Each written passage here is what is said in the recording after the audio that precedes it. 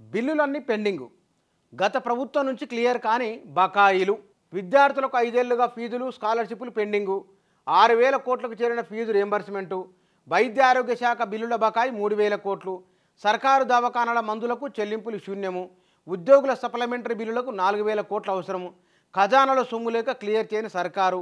ఒక్కో నెలలో మైనస్లోకి జారుకుంటున్న ఖజానా. అప్పులు, అసలు, వడ్డీలు, వేతనాల భారమే ఎక్కువ. విద్యార్థులకు ఫీజు రియంబర్స్మెంటు, స్కాలర్షిప్లు అందడం లేదు. ఉద్యోగుల సప్లిమెంటరీ బిల్లులు క్లియర్ కావడం లేదు. ప్రభుత్వ ఆసుపత్రులకు మందులు సరఫరా చేసే కంపెనీలకు బిల్లుల చెల్లింపు జరగడం లేదు. ఆరోగ్యశ్రీ నెట్వర్క్ ఆసుపత్రులకు చెల్లింపులు లేవు. గత బీఆర్ఎస్ ప్రభుత్వంలో పేరుకుపోయిన బిల్లులు ఇప్పటికీ క్లియర్ కావడం లేదు. ఖజానాలో సొమ్ము లేక ప్రభుత్వం వీటిని పెండింగులో పెడుతోంది. దీంతో ఆయా వర్గాలు తీవ్ర ఇబ్బందులకు గురవుతున్నాయి. కాలేజీ యాజమాన్యాల నుంచి విద్యార్థులకు సమస్యలు ఎదురవుతుండగా ఆసుపత్రుల్లో మందులు లభించక, ఆరోగ్యశ్రీ సేవలు సవ్యంగా అందక రోగులు ఇబ్బందులు ఎదుర్కొంటున్నారు. విద్యార్థుల ఫీజు రియంబర్స్మెంట్కు సంబంధించిన బకాయిలు చెల్లించకపోవడంతో కాలేజీల నిర్వహణ కష్టంగా మారింది.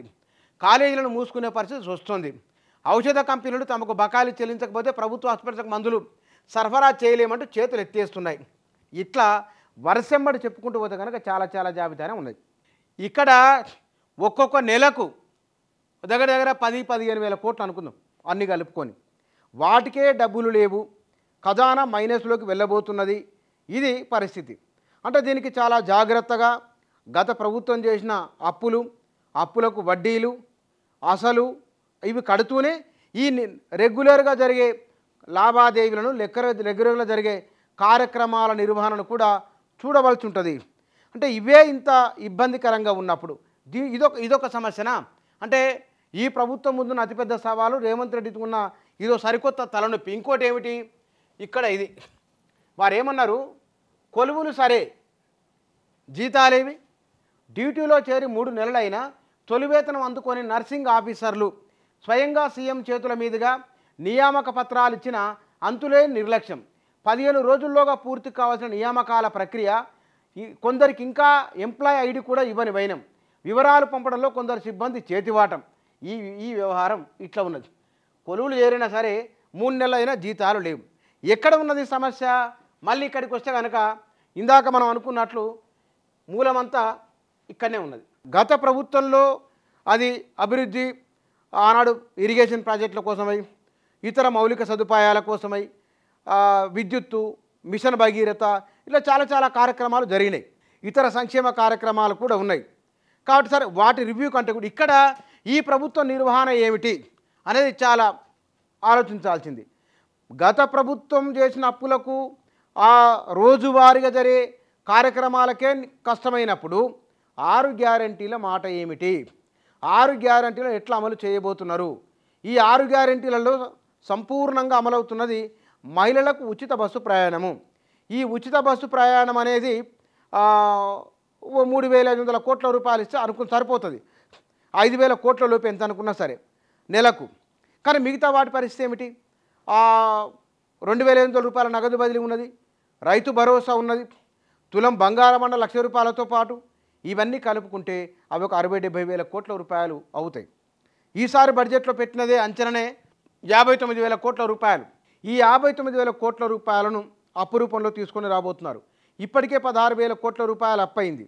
ఈ లెక్క వేసుకున్నప్పుడు ఇక రాబోయే రోజులలో ప్రభుత్వ నిర్వహణ, సంక్షేమ పథకాల అమలు కత్తి మీద సాములా ఉంటుంది. ఆషామాషి వ్యవహారం కాదు. అయితే వీటికి ప్రత్యామ్నాయంగా నిధుల సమీకరణ, ప్రభుత్వానికి ఆదాయ వనరులను పెంచుకునేందుకోసమై భూముల ధరలను పెంచడం ఒక అంశం అయితే కనుక, రిజిస్ట్రేషన్ల ద్వారా ప్రభుత్వానికి ఆదాయం వస్తుందంటున్నారు. ఇక్కడ పారిశ్రామికంగా 6 విధానాలపై కసరత్తు చేస్తున్నారు. ఈ కొత్త పరిశ్రమలు, ఈ పరిశ్రమల ద్వారా వచ్చే ఆదాయము, 666 పారిశ్రామిక విలేజీలు, వీటి ద్వారా ప్రభుత్వానికి కొంత ఆదాయం వస్తున్నదని, ఐటీని ఇంకా ప్రోత్సహించాల్సిన అవసరం ఉందనేది ఈ ప్రభుత్వం చేస్తున్న ఆలోచన.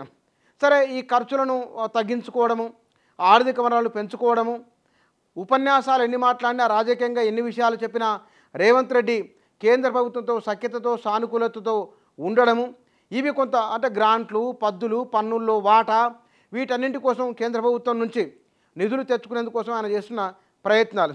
ఎన్ని ప్రయత్నాలు చేసినా సరే రాబోయే రోజుల్లో ఆర్థికంగా ప్రభుత్వానికి ఇబ్బందులు తప్పవు. వారు పూర్తి స్థాయి బడ్జెట్ ప్రవేశపెట్టిన తర్వాత ఇప్పటికి వారికి విషయం అర్థమైంది. రాష్ట్ర బడ్జెట్ ఎట్లా ఉన్నది, సంవత్సరానికి అవుతున్న ఖర్చులెంత, నిర్వహణ ఏమిటని తెలుస్తుంది. బహుశా ఏడాది 2 ఏళ్ళు ఈలోపు వారు అదనపు ఆదాయ వనరులను పెంచుకుంటే ఇబ్బంది ఏమీ లేదు. లేకుంటే కనుక పరిపాలన మొత్తం కూడా కత్తి మీద సాములానే ఉండబోతున్నది. ఎందుకంటే ఇన్ని లోపాలు ఉన్నప్పుడు ఏ నెల కా నెల ఇబ్బంది ఎదురవుతున్నప్పుడు నిర్వహణ అనేది చాలా కష్టంగా ఉంటుంది. మరి జీతాల పెంపుదలకు సంబంధించి మళ్ళీ పీఆర్సీ అని ఉద్యోగులు అంటున్నారు, బకాయిలు, రకరకాల సమస్యలు ఉన్నాయి. కాబట్టి రేవంత్ రెడ్డి ప్రభుత్వాన్ని పరిపాలన రాబోయే రోజుల్లో అంత సులభంగా ఉండే అవకాశం అయితే లేదు.